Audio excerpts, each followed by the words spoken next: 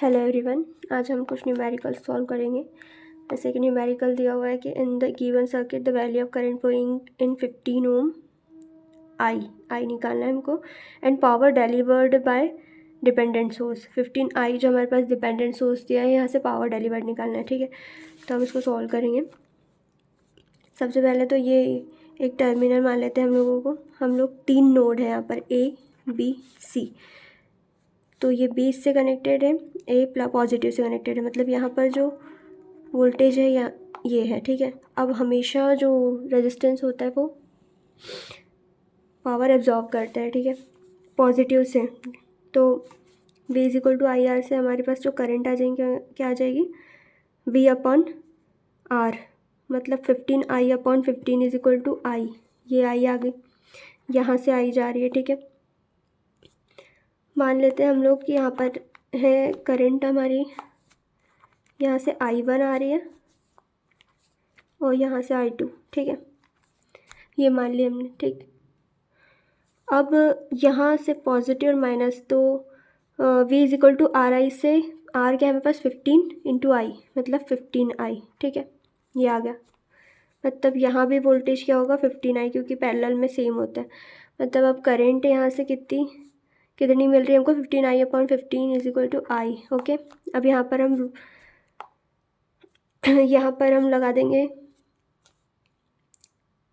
एक काम करते हैं, यहाँ पर भी वोल्टेज मान लेते हैं हम लोग, क्या प्लस माइनस को V1 मान लेते हैं। ठीक है, अब हम क्या करेंगे, इस लूप में हम लोग KVL लगाते हैं। ठीक है, तो KVL लगाने से हमको क्या मिला कि -15i plus V1 plus 15i is equal to 0। तो ये कैंसिल हो गया, मतलब V1 इज इक्वल टू 0 आ गया। मतलब यहाँ पर जो करंट फ्लो हो रही है वो कितनी है, 0 एम्पियर है। ये हमको पता चल गया, मतलब ये ओपन सर्किट हो गया, इसका कोई वैल्यू ही नहीं रहा अब। ठीक है, अब हम यहाँ पर लगाएंगे क्या, eight node A apply KCL।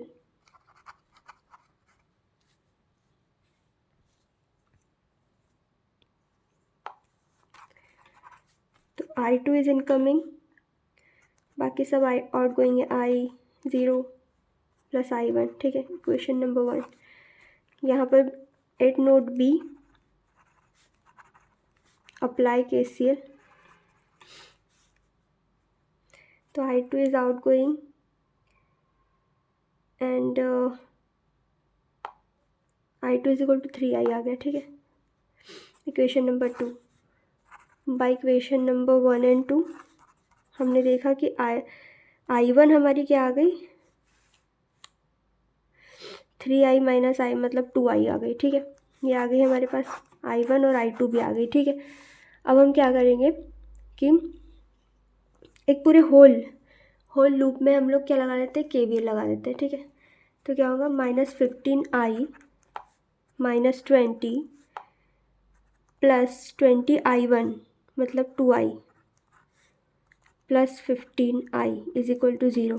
तो यहाँ से हमारे पास क्या आ जाएगा, I is equal to 1/2 ampere. ठीक है, यही निकालना था, I निकल गया हमारे पास। ठीक है, फिर अब हम क्या करेंगे, अब हमको निकालना है क्या, जो हमारा डिपेंडेंट सोर्स है, यहाँ से पावर डिलीवर्ड कितनी हो रही है। तो यहाँ से P डिलीवर्ड 15i से देखेंगे तो क्या आ जाएगी, 15i इंटू I2।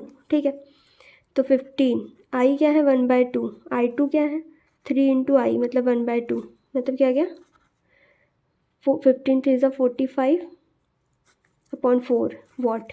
ये हमारी क्या आ गई, पावर आ गई। ठीक है, तो ये हमारा क्वेश्चन सॉल्व हो गया। नेक्स्ट क्वेश्चन है हमारे पास, the voltage VY across the resistance is question mark. अरे ये रेजिस्टेंस 2 ओम दिया है। ठीक है, अब ये जो नोड है ये सब सेम ही है। ठीक है, तो इसको ग्राउंड कर लेते हैं, ये नोड भी सेम है और इसका वोल्टेज क्या है प्लस VY, तो इसको VY मान लेते हैं। ठीक है, अब नोडल एनालिसिस लगाते हैं। सबसे इजी मुझे तो जो है वो नोडल एनालिसिस लगता है, इसलिए मैं हमेशा नोडल लगा देती हूँ। So applying nodal at VY, तो कितना आ जाएगा, incoming current 5 plus 3Vx। Outgoing में क्या आ जाएगा, Vy/3 प्लस Vy/2। सो ये क्या आ जाएगा, 5Vy is equal to 18Vx plus 30। Equation number 1, ठीक है। अब Vx क्या है, यहाँ पर करंट कितनी जा रही है, Vy/3। तो Vx क्या हो गया, Vy/3 इंटू 2, राइट, मतलब 2Vy/3। अब by equation number 1 and 2, 5 into Vy is equal to 18, Vx की जगह क्या रहेंगे, 2/3 Vy plus 30, 3 6 18, 5Vy minus 12Vy is equal to 30, then Vy is equal to -30/7 volt या -4.28 वोल्ट भी बोल सकते हैं, ठीक है। तो ये आ गया आंसर हमारा। सेकेंड क्वेश्चन सॉल्व हो गया। नेक्स्ट क्वेश्चन है हमारा थर्ड, टोटल पावर कंज्यूम निकालना है। टोटल पावर कंज्यूम्ड मतलब क्या, टोटल पावर एब्जॉर्ब्ड, और एब्जॉर्बिंग एलिमेंट कौन से हमारे पास, रेजिस्टेंस, ठीक है। तो हम लोग यहाँ पर कुछ नहीं भाई, V लगा देते हैं यहाँ पर। तो V/5 plus V minus 5/5 is equal to 5 ampere current आ रही है।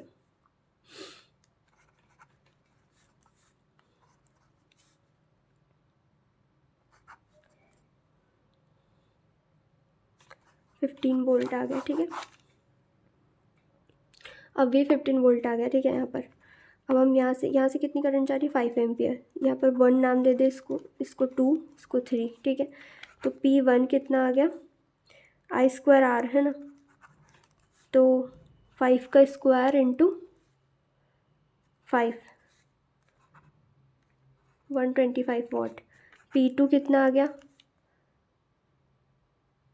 V कितना है यहाँ पर, V -15 - 5 मतलब 10 वोल्ट है, मतलब V²/R भी कर सकते हैं, मतलब 100/5 20 वॉट।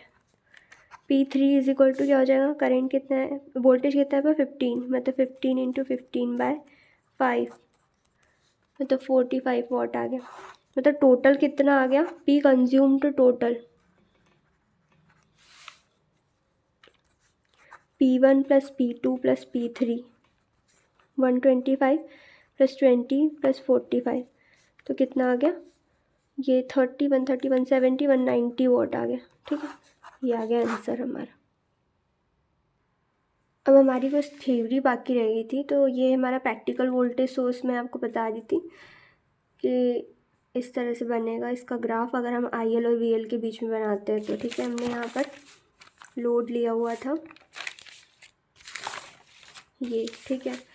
तो ये हमारे पास इंडिपेंडेंट वोल्टेज सोर्सेज दो टाइप से होते हैं हमारे, ideal voltage source then practical voltage source. तो आइडियल में जब हमने लोड लगाया था तो जो सोर्स का वोल्टेज है वही लोड का वोल्टेज था, ठीक है। तो हमारे पास जो ग्राफ बन रहा था वो इस टाइप से बन रहा था, VL और IL के बीच में, ठीक है। प्रैक्टिकल वोल्टेज सोर्स में क्या था, जब हमने लोड लगाया तब हमारे पास यहाँ पर internal resistance in series with voltage source present था, ठीक है। तब हमने देखा कि लोड जो है, लोड का जो वोल्टेज है वो समटाइम्स IL RS जो ड्रॉप है उसको माइनस होके हमको मिल रहा है वोल्टेज सोर्स से, ठीक है।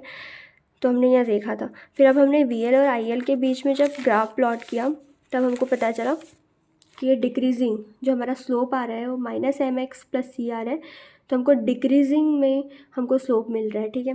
तो IL और VL के बीच में इस तरह से ग्राफ प्लॉट होगा, इसको हम लोग लोड लाइन कर्व भी बोलते हैं, ठीक है। तो स्लोप हमारे पास क्या गया, -1/RS। RS को हम लोग RTH भी बोल सकते हैं, RN भी बोल सकते हैं, थेवेनिन रेजिस्टेंस या नॉर्टन रेजिस्टेंस, ठीक है। अब वैसे यहाँ पर जो VS आ रहा है उसको हम लोग थेवेनिन वोल्टेज या ओपन सर्किट वोल्टेज भी बोल सकते हैं, ठीक है। यहाँ पर जो VS/RS करंट आ रहा है उसको नॉर्टन करंट या शॉर्ट सर्किट करंट भी बोल सकते हैं, ठीक है, इस तरह से। अब ऐसे ही हम देख लेंगे कि करंट सोर्स में भी दो तरह के होते हैं, ideal source and practical source. तो आइडियल सोर्स में भी हम लोग इसे मान लेते हैं कि हमारे पास एक सोर्स है IS, ये AB टर्मिनल है, ठीक है, और यहाँ पर हमने एक लोड लगा दिया है वही ±VL, और ये आई एल वाला, ठीक है। तो हम यहाँ पर भी देखेंगे तो हमारे पास क्या आएगा कि जो लोड की करंट है वो सोर्स करंट के इक्वल आती है, मतलब कांस्टेंट आती है ऑलवेज, ठीक है, in case of ideal current source, ठीक है। फिर हम देखेंगे irrespective of load voltages V L variation, ठीक है। ये क्या होती है, irrespective of load voltage V L के वेरिएशन से इसको कोई इफ़ेक्ट नहीं पड़ता है, ऐसा मतलब है, ठीक है। वी एल जो होता है या तो पॉजिटिव हो सकता है, ज़ीरो हो सकता है, नेगेटिव हो सकता है, एनीथिंग, ओके।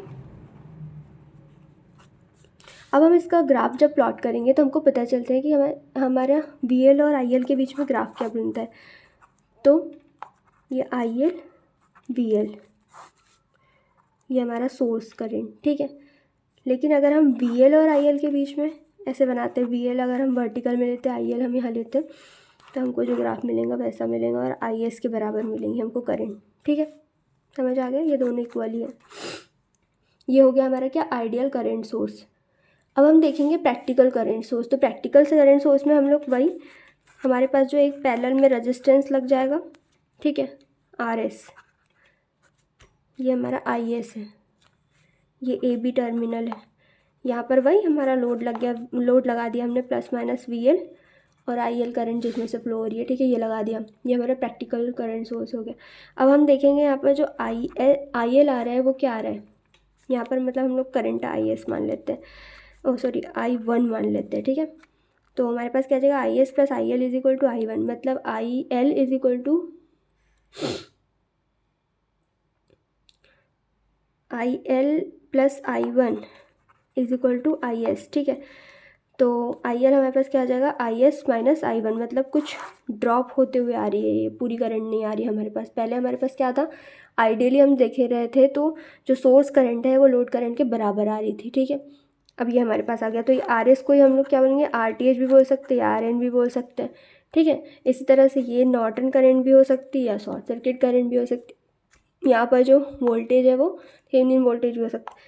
यहाँ भी हम लोग जब ग्राफ प्लॉट करेंगे आई एल और वी एल के बीच में तो हमको डिक्रीजिंग ही मिलेगा, और जो एम मिलेगा वो minus one by R S मिलेगा, लोड लाइन कर्व बोलेंगे, I S R S zero और यहाँ पर ज़ीरो आई एस मिलेगा, ठीक है। इस तरह से कुछ क्वेश्चंस में हमको डायरेक्टली इसको याद रखने की ज़रूरत होती है, वैसे तो याद क्या ही रखना है, समझ तो आ ही गया होगा सब कुछ, ठीक है।